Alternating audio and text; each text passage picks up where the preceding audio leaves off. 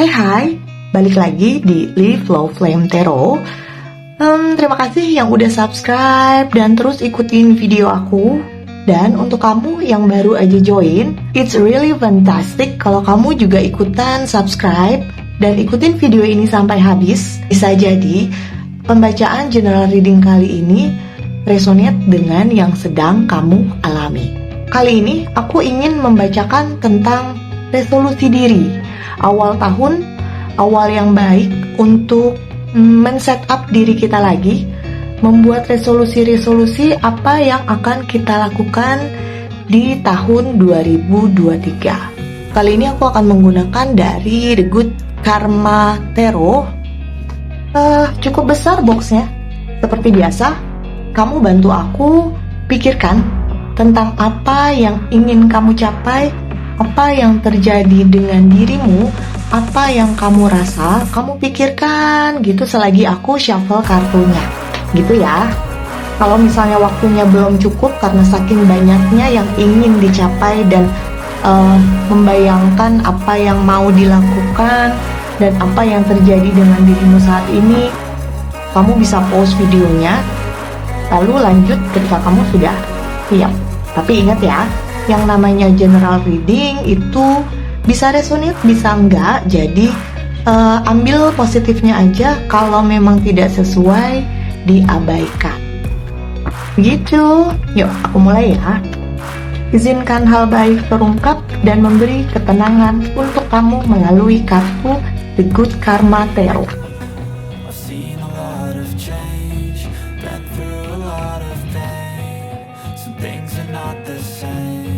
As they were a year ago, but all will be okay.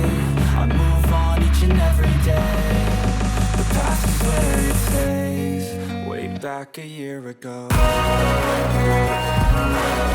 Di tahun ini, aku melihat kamu menginginkan sebuah hubungan yang serius, yang udah gak main-main lagi. Kamu memikirkan hubungan yang bisa saling mendukung, bisa saling memahami, dan kamu juga memikirkan tentang kestabilan finansial.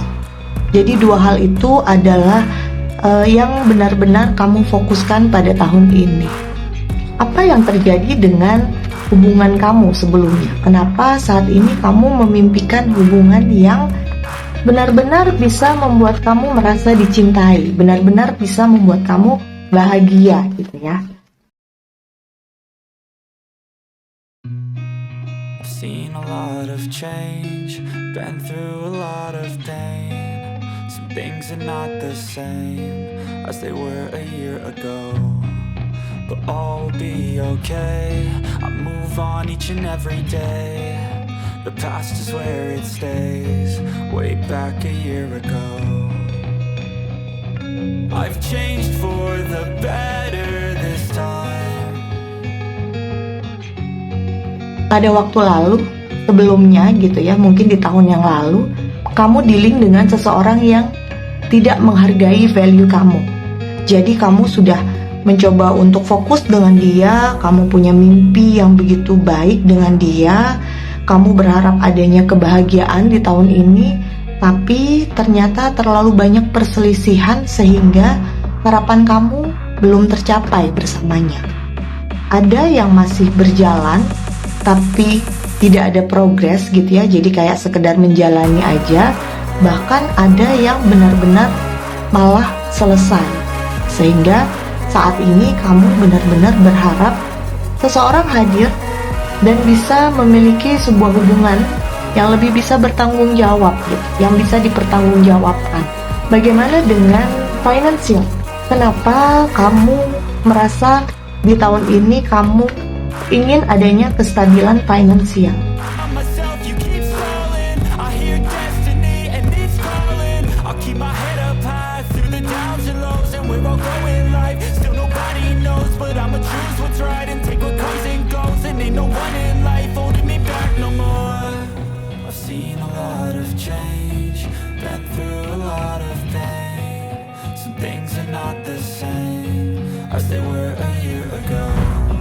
Kurang berjalan dengan baik, sehingga di sini ada sebuah permulaan bagaimana kamu ingin benar-benar finansial kamu itu meningkat pesat, meningkat drastis, sehingga kebutuhan kamu bisa kamu cukupi dengan baik. Artinya bisa saja kamu punya beban yang cukup besar, kamu menanggung kehidupan orang lain yang kamu sayang, kamu bisa dibilang sebagai tulang punggung gitu ya. Maka di tahun ini itulah yang menjadi alasan kenapa kamu kayak berambisi gitu, pengen banget tahun ini berhasil dong gitu, karena ada sebuah kebutuhan yang cukup besar. Kendalanya apa? Kenapa sampai hubungan kamu bisa gagal di masa lalu? I've seen a lot of change, been through a lot of pain. Some things are not the same as they were a year ago, but all will be okay. I move on each and every day. The past is where it stays, way back a year ago. I've changed for the better this time. Aku membacanya di sini hubungan yang terburu-buru. Jadi bukan masalah waktunya, bisa juga kayak waktu yang baru sebentar kenal tapi sudah menaruh banyak harapan, itu bisa saja. Tapi ada juga sebagian dari kamu yang berhubungannya sudah lama, berkomitmennya sudah lama, tapi kualitas dari hubungan yang tidak tercapai. Jadi kayak ya udah, walaupun berkomitmen masih nggak ada tujuannya, sekedar menjalani, sehingga ada kartu kematian di sini, sebuah kegagalan, sebuah ending gitu, hubungan yang berakhir, keraguan. Yang terjadi adalah keraguan.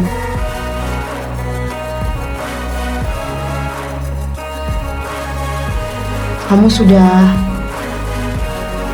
menaruh besar harapan, tapi ternyata orang yang kamu harapkan tidak memberikan kepastian. Sebenarnya itu. Oke, lalu bagaimana? Tujuan kamu di awal yang punya hubungan serius gitu, udah nggak main-main lagi, serta kestabilan finansial pun tercapai. Nah, itu apa yang harus kamu lakukan? Sarannya bagaimana?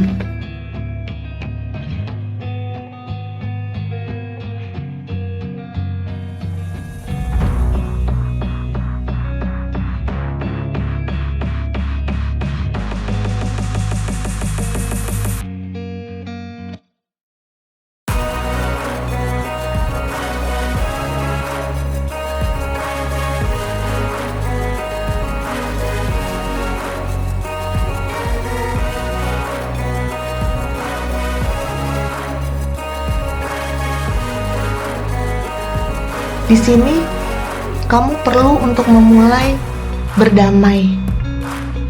Kamu perlu pulih dari luka batinmu. Sebenarnya kegagalan dalam sebuah hubungan tidak semata-mata sebatas ketidakcocokan. Boleh berpikir kita seperti apakah ada konflik batin yang terjadi, ada inner child, ada trauma masa lalu yang perlu disembuhkan gitu ya, yang perlu berdamai kamunya, sehingga kamu jadi punya kesiapan dalam berkomitmen. Artinya begini, ketika kamu menginginkan sebuah komitmen, tapi kamu berharap kamu mendapatkan kebahagiaan dari pasangan kamu, itu yang perlu dihindari. Karena kebahagiaan itu sejatinya kamu sendiri yang ciptakan. Selesai dulu dengan diri kamu.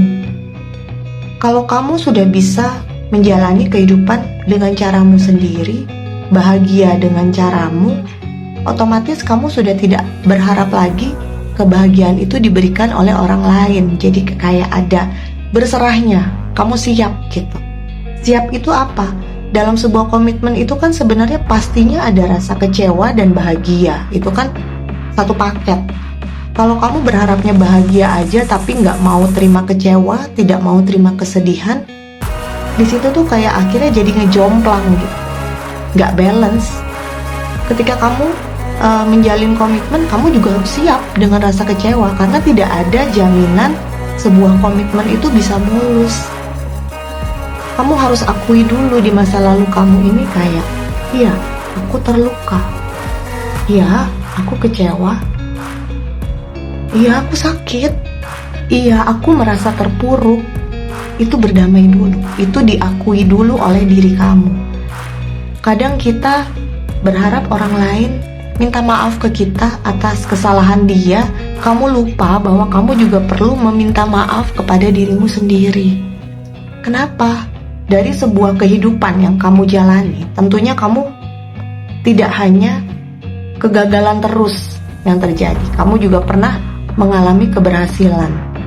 Nah, di sini bagaimana kamu memperlakukan dirimu pada saat kegagalan itu? Menerima nggak? Memaafkan nggak bahwa memang kamu belum mampu di sini, tapi kamu mampu loh di sisi yang lain. Kamu hebat loh di sisi yang lain. Di antara kegagalan ternyata banyak juga loh keberhasilan yang kamu capai. Itu yang perlu kamu hargai dalam diri kamu sendiri. Bagaimana kamu menerima, oh ya, aku terlalu menyalahkan diriku sendiri, gitu. Oh ya, aku terlalu memaksakan diriku sendiri untuk mencapai yang aku mau. Hal-hal seperti itu perlu kamu renungkan, sehingga kamu jauh lebih siap untuk menghadapi fase kamu selanjutnya. Gitu. Ketika kamu berdamai, mungkin trennya adalah orang pemulihan ya, healing gitu. Tapi healing itu bukan sekedar pesen tiket, liburan 3 hari, terus jadi strong, jadi udah kuat, kayak nothing happen. No. Yang namanya healing itu adalah sebuah proses. Dan proses setiap manusia itu berbeda, itu unik. Ada yang butuh berbulan-bulan loh untuk healing. Bahkan ada yang perlu tahunan untuk healing. Tidak peduli berapa lama proses healingnya, yang perlu disadari kapan kamu berkomitmen untuk melakukan pemulihan itu dulu, sehingga kamu menikmati proses pemulihan. Karena dari proses pemulihan itu aja udah jatuh bangun. Kadang dari proses pemulihan, di tengah-tengah kita sudah merasa strong, tiba-tiba ada yang men-trigger kita. Ingat lagi dengan kesedihan, ingat lagi dengan kekecewaan, drop lagi. Nah, bagaimana caranya ketika kita dalam proses pemulihan, proses healing itu tadi, di tengah perjalanan kamu teringat gitu dengan kesedihan, kekecewaan, tapi di sini kamu sudah bisa meresponnya dengan cara berbeda. Itu baru bisa disebut pemulihan. Artinya kamu sudah menerima, iya memang sedih, tapi aku tetap optimis ke depan. Iya memang aku kecewa, tapi masa depanku jauh lebih penting saat ini daripada aku fokus di masa lalu aku. Jadi ada proses yang berbeda dalam menyikapi sebuah kekecewaan. Karena percuma untuk berusaha melupakan masa lalu, berusaha untuk pura-pura lupa apalagi gitu. Karena lupa itu kan sifatnya tidak disengaja. Kalaupun misalnya kita lupa terhadap kesedihan, ya nggak apa-apa, tapi sifatnya nggak sengaja. Tapi ke depan akan ada aja yang men-trigger kita untuk ingat lagi dengan permasalahan yang dulu, kekecewaan yang dulu. So, proses pemulihan yang penting itu adalah menikmati perjalanannya, menikmati jatuh bangunnya. Bisa jadi loh sebenarnya kesedihanmu sudah terjadi di tahun lalu, bahkan tahun-tahun yang lalu gitu, udah lama banget. Tapi baru timbul traumanya sekarang. Itu banyak banget terjadi. Gitu. Nah, setelah kamu bisa siap nih, kamu memanifest hal baik, kamu tahu kamu layak untuk dicintai, kamu tahu value kamu. Di sini ada the lovers. Kamu tahu kamu berharga untuk melakukan hal-hal yang jauh lebih penting gitu. kamu layak untuk bahagia, kamu layak untuk dicintai. Nah, ketika kamu merasakan bisa menghargai value kamu, disitulah akan kamu rasakan perubahan. Dari yang dulu kamu merasa kenapa harus begini, kenapa harus aku, akhirnya kamu bisa berkata stop, aku layak untuk bahagia, aku layak untuk dicintai. Hal-hal seperti itu, dengan kamu berpikir arahnya positif, sebenarnya akan mudah bagi kamu untuk melihat potensi diri. Karena kalau lagi dalam kondisi sedih, kecewa, bisa dibilang kamu jadi nggak tahu sebenarnya potensi kamu tuh apa sih. Apa yang akan kamu lakukan ke depan. Fokus terhadap diri sendiri tapi mau ngapain gitu. Tapi kalau misalnya kamu sudah merasa layak dirimu bahagia, layak dirimu dicintai, kamu jadi tahu, oh iya, aku perlu fokus pada diriku sendiri.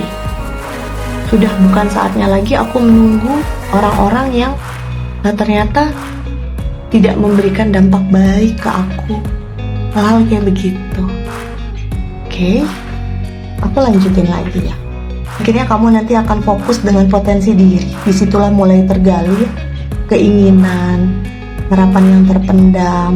Kamu bisa fokus ke kehidupan kamu pribadi, ke finansial kamu, ke masa depan kamu, ke orang-orang yang sebenarnya sayang dengan kamu tapi kamu abaikan.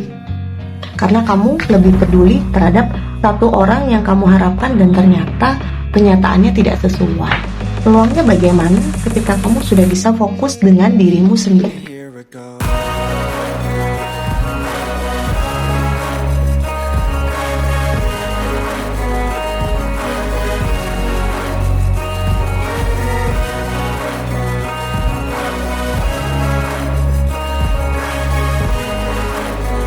Semuanya akan jauh lebih mudah. Akan datang seseorang yang memberikan perasaannya, memberikan cintanya, yang mau mengorbankan dirinya untuk kamu, yang mau memahami, dan hubungannya tuh jauh lebih lancar. Artinya kamu sudah siap menjalin komitmen baru gitu. Jadi komunikasinya juga lebih lancar. Bukan berarti langsung menemukan kecocokan, no.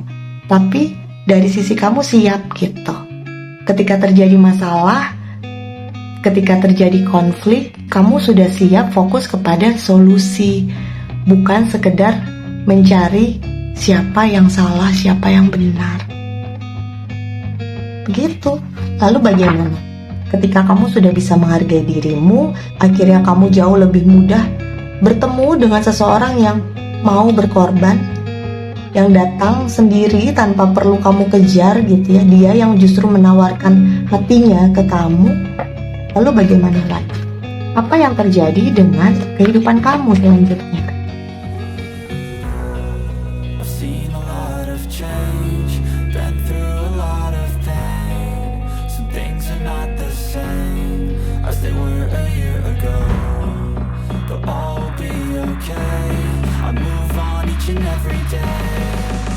Kamu mulai bisa fokus. Keinginan kamu tuh kayak sebentar lagi tercapai. Kamu kayak antara pikiran dan tindakan kamu tuh mulai sejalan. Dan di sini akan banyak peluang-peluang finansial yang bisa kamu kerjakan gitu. Justru kamu nanti malah akan milih apa yang kamu akan kerjakan. Kenapa? Karena kamu sudah tahu potensi kamu di mana, bakat kamu di mana, dan kamu jadi tahu juga bidang apa yang akan kamu tekuni ke depan. Hasilnya tentunya akan ada stabilitas finansial karena kamu sudah fokus. Begitu. Oke, keren banget. Banget. Ini adalah resolusi yang aku bacakan untuk kamu yang lagi galau gitu ya. Dan kali ini aku mau membacakan pesan semesta. Kali ini dari Finding Inner Peace Inspiration Card. Apa pesan semesta yang berkaitan dengan kedamaian dalam dirimu? Apa yang harus kamu lakukan? Izinkan hal baik terungkap dan memberi ketenangan untuk kamu.